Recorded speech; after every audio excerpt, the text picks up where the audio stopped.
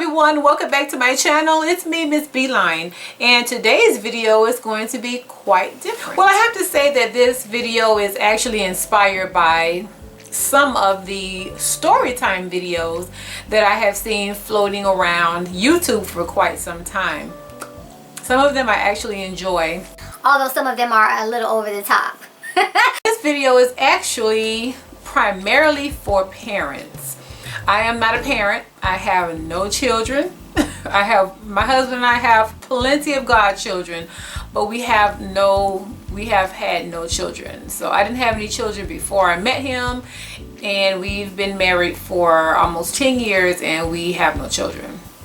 Don't be sad for me because I'm not crying about that either. So but this video is it's geared toward parents, and you'll see why. Each one of us have passions, and we have things that we think about, things that are on our hearts, perhaps more than the next person. For instance, you may have a passion for people who are homeless and people who need food, children who are being abused, or the elderly. That may be your passion, and though I may think about it and I'm concerned about it, your concern might be just a little bit more heightened than my concern for it. Does that make any sense? Each one of us have a passion like that about something, and one of my passions is family life, parents and children, husband and wife, sister and brother, that whole dynamic. That's just a passion of mine, and just the family life in general. So here goes.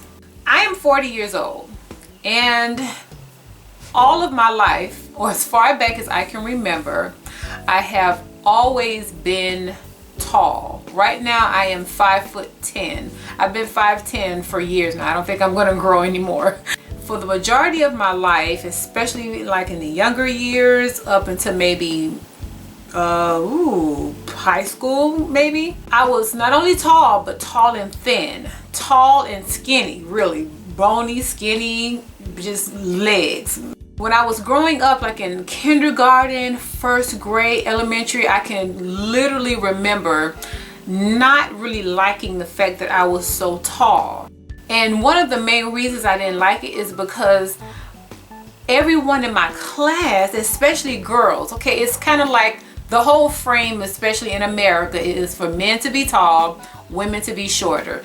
The girls are shorter than the guys. Okay, so I wasn't really concerned with the guys being tall, but the girls, it's like I was always hovering, towering over all the girls in my class. When the teacher would line everybody up, they would, they didn't have any malicious intent. They would say line up according to height. Okay, so of course the shortest one will be in the front, and who's in the very back? I had this mindset that I'm in the back. That's your position, in the back. And even when I start singing in the choir, you know, you have the bleachers in school. The shorter ones would normally be in the front, and they kind of line up according to height. Who's in the back? So many times I would wish that God would have let me be born shorter. I wanted to be short. I wanted to be short. Why do I have to be the one towering over all the girls? This is abnormal. There was this time, God, I don't want this video to be long, but there was even this time I remember being in a restaurant, and I had on, you know, a dress, some ruffle socks, some shoes, and you know, the cute little patent leather shoes or whatever, hair and pigtails, the typical 7-year-old. So one of the ladies in the line made a statement, and she said, she's so big to be wearing, she's so either big or she's so tall, or she's too old. That's what she said. She too old to be wearing ruffle socks. Why is she still wearing ruffle socks? My mom said because she's 7. That's why she's a little girl. 7? She's only 7? She said, yeah, she's 7, so that's why she's wearing them. And it wasn't a long conversation. It wasn't long. It was just pretty much that right there, and that was it, you know. I remember how I felt. I remember her voice. I remember thinking, why does it matter? I remember that whole scenario.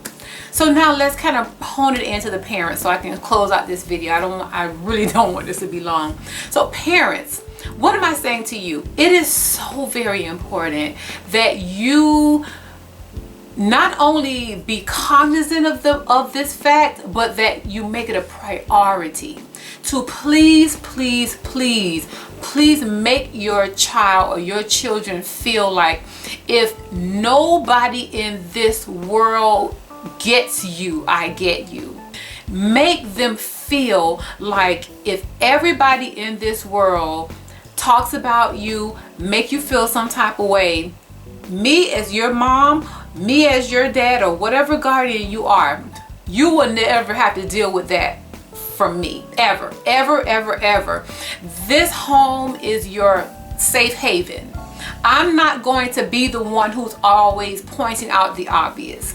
I'm not going to be the one who's always talking about your problem with your acne. You know what I'm saying? Because sometimes it's, of course, as a parent, you're not picking at your child when you're talking about the acne. Sometimes it's just there and it's just a part of your child's life, for instance, and you may say, girl, I gotta go get you something for that acne. I see that acne flaring up again. And you're not thinking about how that is translating to a child. So what I'm hoping will come out of this video is just some understanding to kind of put yourself in the position of a child, because in actuality, being tall is not an abnormality. It's not a sickness. You understand? That's the way God made me. If I was super short, that's the way God made me. That's me, you know, and I don't need to go to school and hear about it and then come home and then my mom is talking about how short I am or how tall I am, and then my dad has to include it in his conversation all the time, and we can't even watch a television show without mentioning the fact, oh yeah, that woman got long legs just like Belinda. Okay, I have acne. Okay, my hair is short. Okay, I'm really dark. Okay, I'm real pale. Make sure, go overboard. Don't make any assumptions. Go overboard to make sure that when that child comes home and closes that door behind them, they know that